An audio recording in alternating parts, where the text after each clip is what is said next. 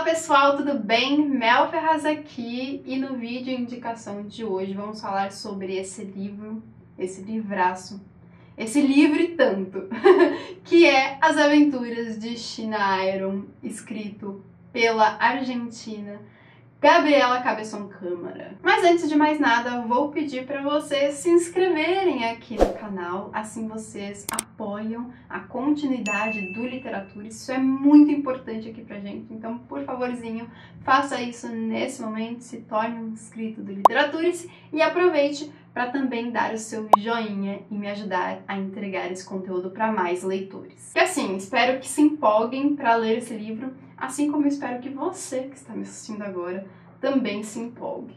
Bora lá que eu tenho uma tarefa e tanto aqui, porque falar sobre esse livro é difícil. Ele é muito complexo, positivamente complexo, e ele é muito potente também. Além de tudo, ele é ousado. A protagonista do livro é a China Iron, que nós temos já no título, e ela, no início da história, tem apenas 13 anos, já é mãe de 2 crianças e, do nada, se viu sem o seu companheiro, na verdade, sem o seu marido, fruto de um matrimônio compulsório, bem como aconteceu de ser a sua gravidez, as 2 gravidezes, e acaba que então ela, com 13 anos, criança, vejam bem, já tem toda essa história de vida. Ela que não sabe muito bem de onde veio, como foi parar ali nos Pampas argentinos, foi criada por uma mulher muito dura, muito violenta até mesmo, e passou de mão em mão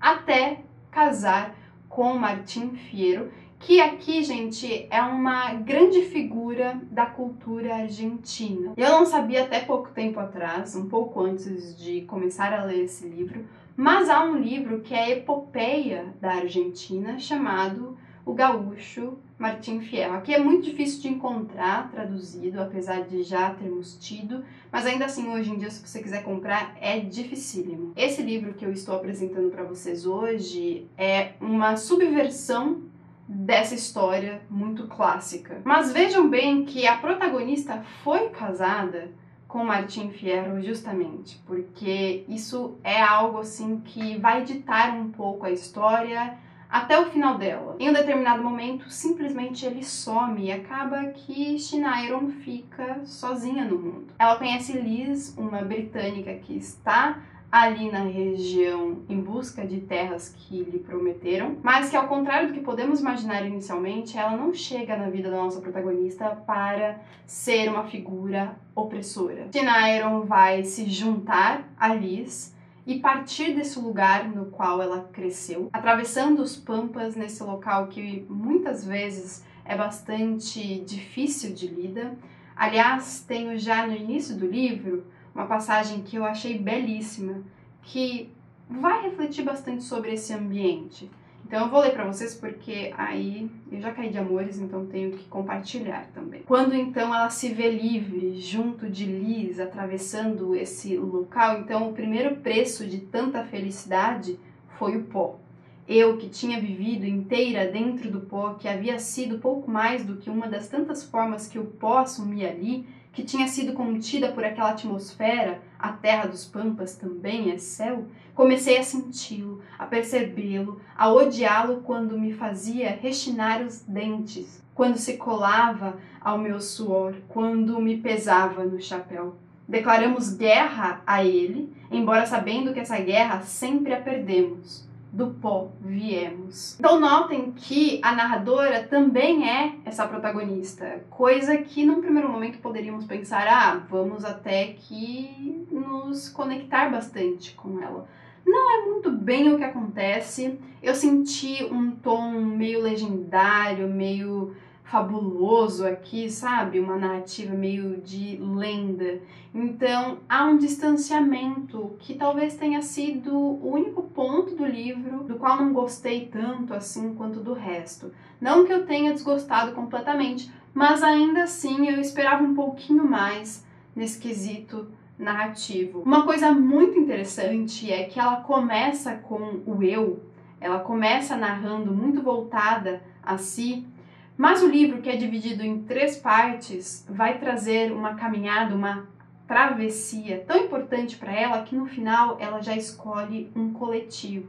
Ela passa a narrar com um nós. Uma figura muito importante nessa jornada e que aparece desde o comecinho é a Estreia, o cachorro dela, que aqui ganha até um nome que dá muito significado para ele e com tudo que ele vai contribuir aqui para a jornada justamente. Ele é esse ponto de luz, em meio a tanto pó, em meio a uma vivência bastante nebulosa. Isso indica também algumas mudanças internas, porque esse livro nada mais é, para mim, do que a história da formação da identidade da protagonista, né, que tem apenas 13 anos, vai crescer muito com toda essa jornada, mas também a história da formação da identidade argentina, dessa cultura. E eu estou falando da cultura argentina, mas uma coisa que muito me ganhou aqui nessa experiência de leitura foi ver que o livro tem tons muito da América Latina. Isso é muito legal porque eu até mesmo pude fazer algumas conexões com outras leituras que eu já fiz, que eu já realizei da nossa literatura. Então eu acabei de citar a palavra travessia, o que muito tem que nos fazer lembrar de Grande Sertão Veredas, se você já o leu, claro, se você já leu esse nosso grande clássico, mas tem um quê ali, se assemelha, vamos dizer assim, com o tom da narrativa de Grande Sertão Veredas. E eu também, sobretudo na terceira e última parte do livro, lembrei bastante de Macunaíma, do Mário de Andrade, que é outro grande livro da nossa literatura e que eu amo. Macunaíma, e também poderia dizer Grande Sertão Veredas, são 2 livros que são bem diferentões, assim como esse livro aqui. Mas vejam bem, os 3 são bastante potentes, eles abordam questões muito próprias da nossa cultura, né, da cultura latino-americana. Há um momento muito importante desse livro que é a abordagem da apropriação cultural, principalmente porque nós temos essa figura do estrangeiro, que é a Liz, aqui num país da América Latina, então na Argentina, mas também porque em um momento do livro ela vai chegar junto da China Iron, que é a Josefine China Iron, né? Ela vai usar o Iron adotado do seu casamento com Martin Fierro, né? Fierro vindo de ferro, e por conta desse contato com a estrangeira tem a palavra estrangeira como sobrenome, então Iron. E China, muito importante também, né, já que está no nosso texto, e não é China, mas é China. No dicionário, por exemplo, tem como significados mulher indígena, descendente de índios ou com traços físicos indígenas, mulher mestiça de branco e índio, mulher que vive no campo, ou concubina, companheira conjugal, ou prostituta, ou mulher nova, moça, menina, garota. Eu acho que todas essas acepções elas aparecem aqui no livro em vários momentos, em vários contextos, tá? E eu acabei de citar estrangeirismo. O livro ele é repleto de palavras, frases em inglês que aliás não possuem tradução, mas é tranquilo de conseguir ler, traduzir, jogar no Google, enfim.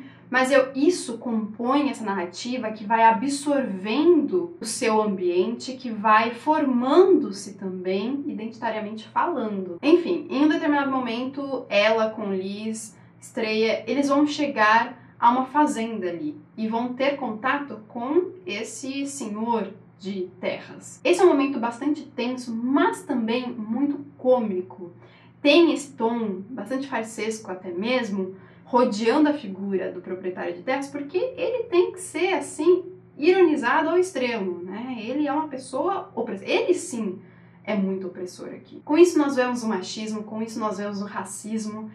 É um momento, de fato, como eu disse, tenso, tá? Mas com a abordagem do livro. O livro, ele é encantador com a sua abordagem, com a sua narrativa também. Eu citei o Martin Fierro, né? E eu acho que é importante também dizer que, como um grande clássico da cultura argentina, tivemos como grande leitor desse clássico o Borges, né? Eu tenho aqui esse livro, é um ensaio no qual ele fala sobre o livro. Olha o que ele diz sobre o conceito de cada país deve ter um livro, sendo muito antigo esse conceito. E, a princípio, sendo de índole religiosa. No Alcorão, os judeus são chamados agente do livro e os hindus acreditam que o Veda é eterno e que a divindade em cada uma das criações periódicas do universo lembra, para criar cada coisa, as palavras do Veda.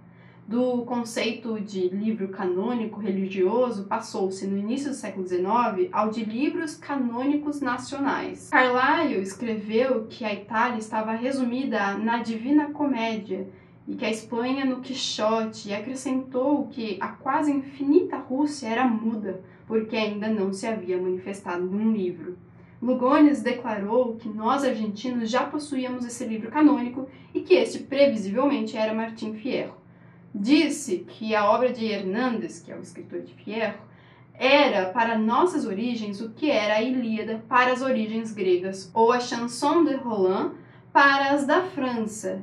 Essa necessidade imaginária de que Martim Fierro fosse épico procurou, assim, comprimir, ainda que de modo simbólico, a história secular da pátria, com suas gerações, seus desterros, suas agonias, suas batalhas e tudo mais.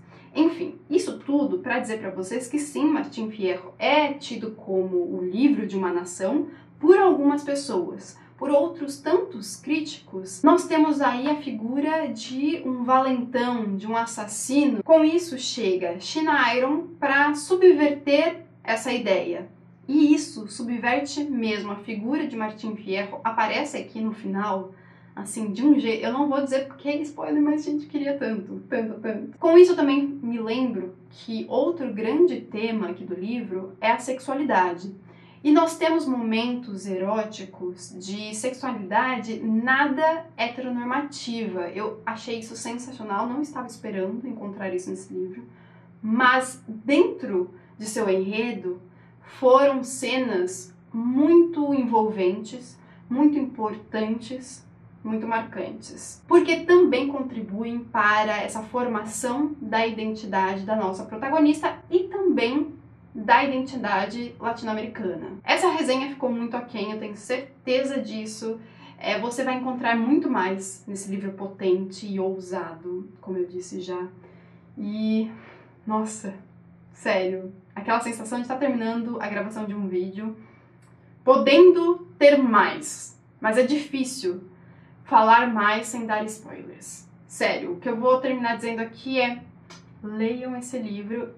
E assistam a outras 2 resenhas que nós temos aqui no Booktube também, que eu já assisti, que portanto posso compartilhar com vocês, que é o da Bárbara, o lado B de Barbárie, e também da Annali Soares. Vou deixar os 2 links para os vídeos delas aqui no box de descrição para vocês assistirem, tá bem? Cada uma de nós, falando do livro, tivemos abordagens diferentes, portanto elas se complementam, e eu tenho certeza que saindo da visualização de cada um dos vídeos, você vai ter acrescentado, no mínimo, vai ter acrescentado esse livro à sua lista de livros aí desejados. Nesse momento, vou agradecer aos madrinhos do Literaturas, que são os apoiadores lá pelo Catarse. Em troca do apoio, eles recebem conteúdos literários exclusivos que mensalmente crio para eles. Se você não conhece nossa campanha de financiamento coletivo, o link para ela está aqui no box de descrição. Convido vocês a conhecerem e também a se tornarem madrinhos, que é uma junção aí carinhosa de madrinho com padrinho. Não, madrinha com padrinho, enfim.